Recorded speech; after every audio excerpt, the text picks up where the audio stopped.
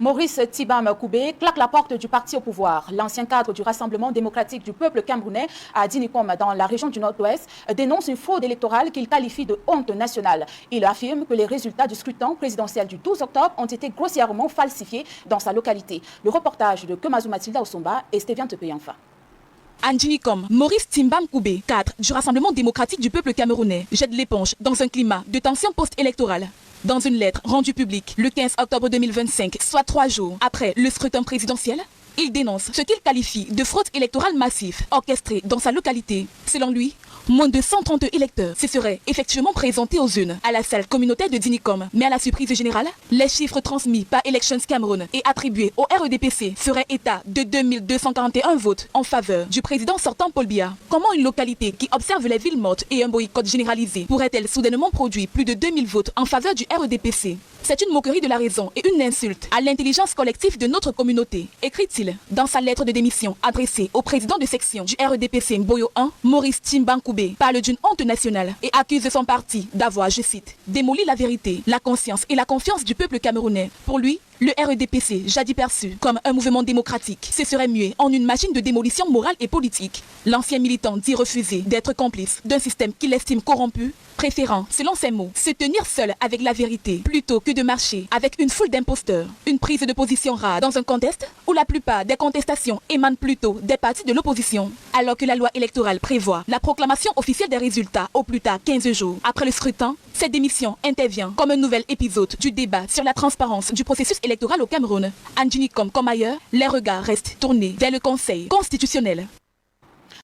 La chaîne du peuple. Bonjour. Depuis dimanche, jour du vote, des images de la tricherie électorale circulent sur les réseaux sociaux et dans certaines chaînes de télévision.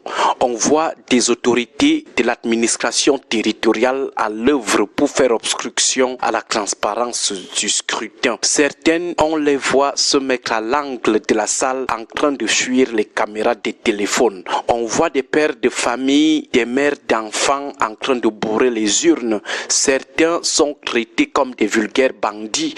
Dans les mêmes vidéos de la tricherie électorale, on voit des aînés surpris en train de falsifier les PV. Nous avons mal à leur place. Nous n'aimerions pas être à leur place, à la place de leurs enfants ou de leurs proches en général.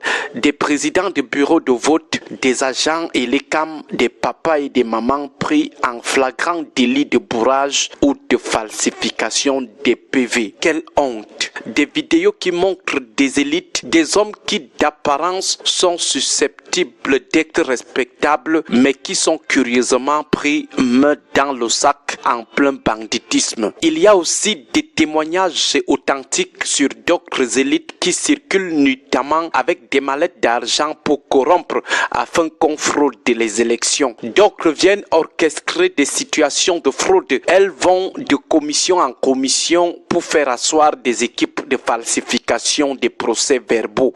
La question que nous aimerions poser est celle de l'honneur dans ce pays. Des hommes présumés respectables qui n'ont plus du tout honte. Ça fait simplement pitié. Des aînés qui sortent des yeux dans des vidéos comme des vulgaires arracheurs de sacs du marché Mokolo. Des gens qui ont un peu fréquenté, à qui on donne des responsabilités de conduire les opérations de vote, qui se trouvent le soir du scrutin en train de se faire sermonner, on dirait un bandit dans les griffes de la justice populaire. Quand ils se regardent dans ces vidéos, comment se sentent-ils?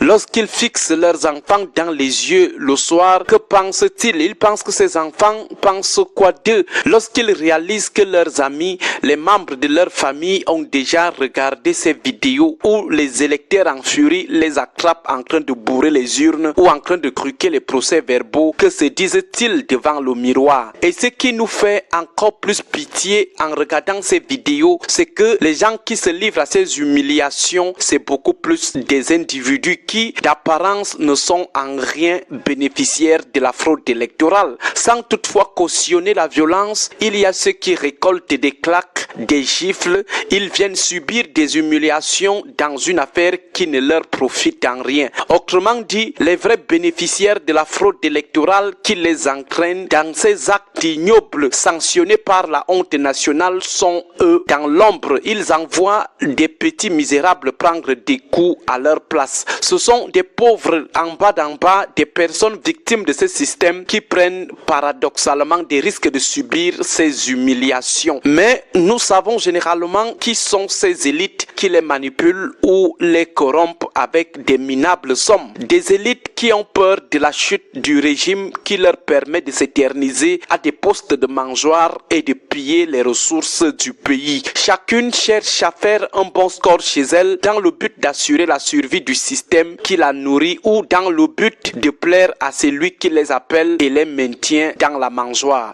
Voilà pourquoi elles se battent à frauder les élections dans leur ville, leur département, leur région. Ce qui est encore plus intriguant, c'est que depuis que les dénonciations de bourrage des urnes et de trafic des procès-verbaux pleuvent, aucune autorité ne s'intéresse aux auteurs clairement identifiables sur les images. Nous avons l'impression que les autorités administratives s'intéressent à tout sauf à l'essentiel. Le nœud du problème aujourd'hui, toutes ces violences qu'on commence à observer sur l'ensemble du territoire national, le nœud du problème, ce sont tous ces crépatouillages flagrants avec photos et vidéos à l'appui, le bourrage des urnes et des crépatouillages au niveau des commissions communales et départementales. Voilà l'origine des tensions actuelles. Curieusement, les autorités administratives refusent de se pencher sur ces irrégularités flagrantes en cours et leurs auteurs pour s'acharner plutôt sur ceux qui les dénoncent, ceux qui réclament la transparence. On vous dit, voici les gens qu'on a pris main dans le sac en train de falsifier massivement les procès-verbaux dans des commissions sous l'impulsion de certaines autorités administratives ou de certaines élites locales. Au lieu de courir voir de près et dire stop, vous fermez carrément vos yeux et vos oreilles sur ces irrégularités pour plutôt menacer ceux qui les dénoncent, pour plutôt promettre le feu à ceux qui les dénoncent. Voilà une grosse curiosité de l'attitude de nos autorités administratives face à la mascarade électorale en maturation. Agréable journée à vous tous.